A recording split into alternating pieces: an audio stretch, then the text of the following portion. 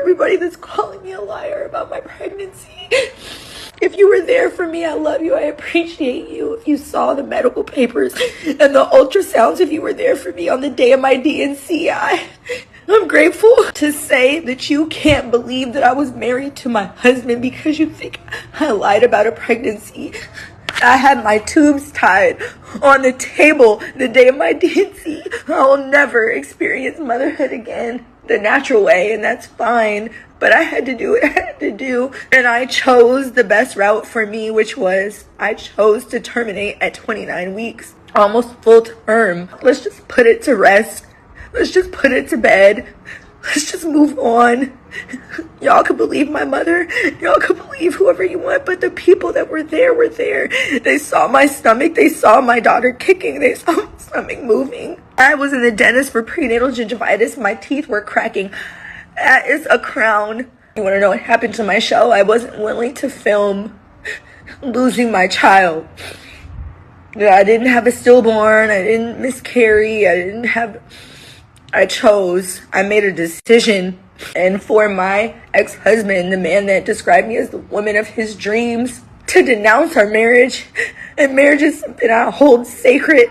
I am in pain. The reality star Moniece, she tearfully explained why she had to terminate a pregnancy. So you guys know, a while back, she was rumored to be pregnant and nobody ever seen a baby. So a lot of people feel like she was lying about being pregnant. But like I said, she tearfully explained that she had to terminate the pregnancy and that her husband denounced her because she made that decision. Mind you, she was 29 weeks pregnant when she decided to terminate the pregnancy. Bombastic side eye. Criminal offensive side eye.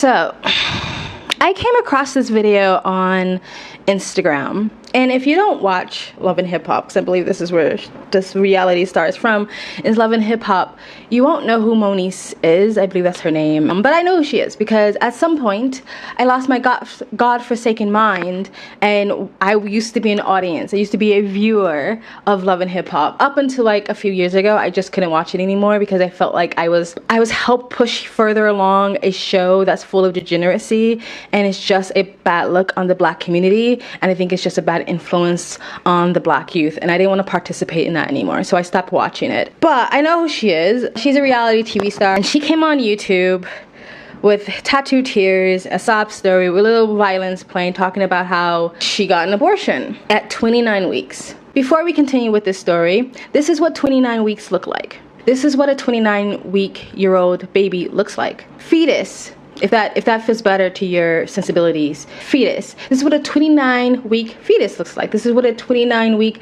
pregnant mother looks like. Pregnancy looks different on different women, so it depends on the woman, but this is usually generally what it looks like. So, pretty much a fully formed baby. A child, if was born a little bit prematurely, had a very high likely chance of surviving, just a few weeks shy of maybe the delivery date, right? That's 29 weeks. So when I saw that, I was not actually quick to judge. I said, okay, this woman is in tears. She obviously has some tragic story, some tragic reason why she had to have a 29-week abortion on her child. Like, there must be a good reason, and I was ready to hear it. I thought maybe her life was in danger. She continued with the pregnancy.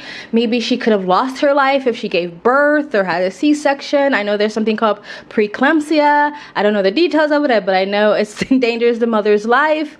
I thought maybe there's something happened to the development of the baby. I had a friend who him and his ex-wife had a baby. She was pregnant and the baby developed without a brain, and she was pretty far along in her pregnancy at the time, and the doctor advised her to terminate the pregnancy because he just felt like if you went along with the pregnancy, the baby would not have lived very much longer outside of the womb, or it would have suffered his entire life. Now, it's up to you to judge whether my mother should still have an abortion at that point, or just put it in God's hands, or just let's see what happens, because not all the time, doctors aren't right all the time. However, I can see why someone would listen to the doctor's advice and say, okay, I would just terminate the pregnancy.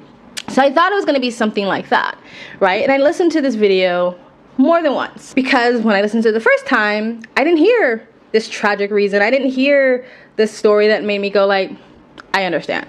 So I listened to it again, and then I listened to it again, because I kept thinking I was missing it. It was going over my head somewhere. I was missing it in the tears, in between the tears. But sadly, by the third or fourth time of listening to it, I realized there was no tragic story. There was no tragic reason. There wasn't anything that was going to make me feel okay about this. Not that my feelings matter in this situation, but she's coming to the public with this for a reason. So she didn't say anything that made me go like, girl, I'm with you. I stand with you. I stand by you.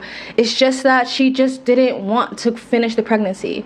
That she didn't want to go through with the delivery. She didn't want to be a mother to this child. From what I kind of gathered, that maybe she was no longer with the baby's father, and so she didn't want to have the baby anymore that they produced together.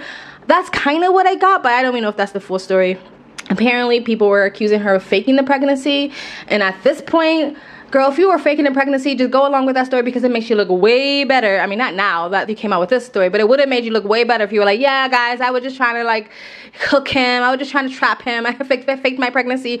That would have made you look low down and dirty, but it would have made you look low down and dirty and not a murderer. So I would have went with that story, that I faked it. But if she didn't fake it, then she didn't fake it. But people were saying she faked a pregnancy, that she faked her relationship. I don't know. And this was supposed to be her coming to defend herself, that she wasn't faking a pregnancy and she wasn't faking a relationship. To me, two things can be right at the same time, or more than two things can be right at the same time. I truly believe that Moniece was hurting, especially if the full weight of what she's done has come down on her.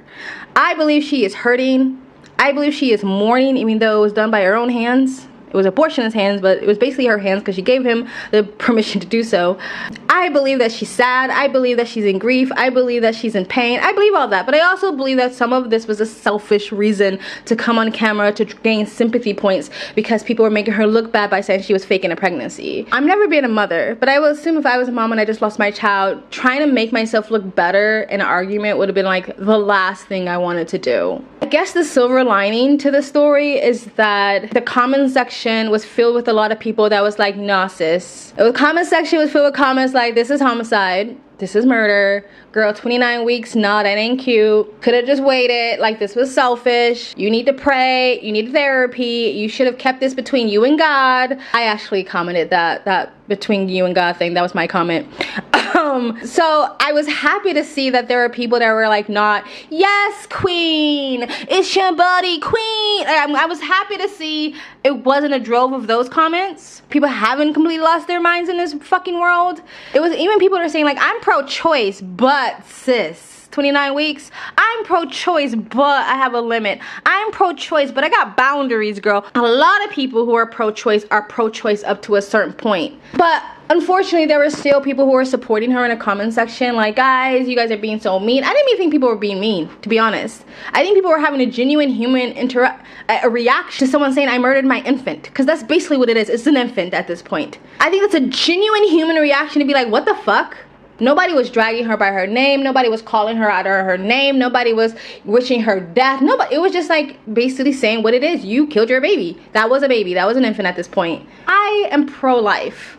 However, if you're gonna do it as early as you fucking possibly can. And to be fair, women getting an abortion this far along is pretty rare. That's a lot of the pro-choice talking points, is that this is rare. This doesn't really happen. And that's true, but it happens. And people can do this for no other reason but I don't want to be a mama anymore. To wait to the point where this baby, this infant, is fully conscious, fully aware, can feel pain, can be frightened, and then in the child's life is the most selfish fucking thing you can ever do to another human being, and you are the mother of that child. This is your lineage, this is your blood, this is you. This is a part of you.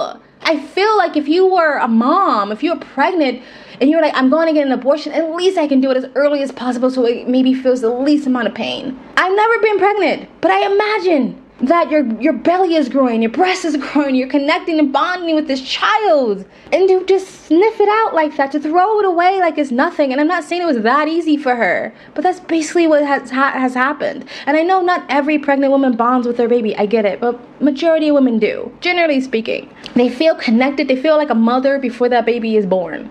I'm just saying what I've heard mothers say. Again, I've never been pregnant, but I can only imagine. But believe it or not, I don't hate Moniece. I don't think she's a monster. I've seen her storyline on Love and Hip Hop, and the storyline for her as a mother is that she's irresponsible and not involved. but that's the storyline. I know that's true. I actually pray for her, and my prayer would be the moment that the weight of what you have done comes down on you, I pray that you survive that. I want you to survive that grief.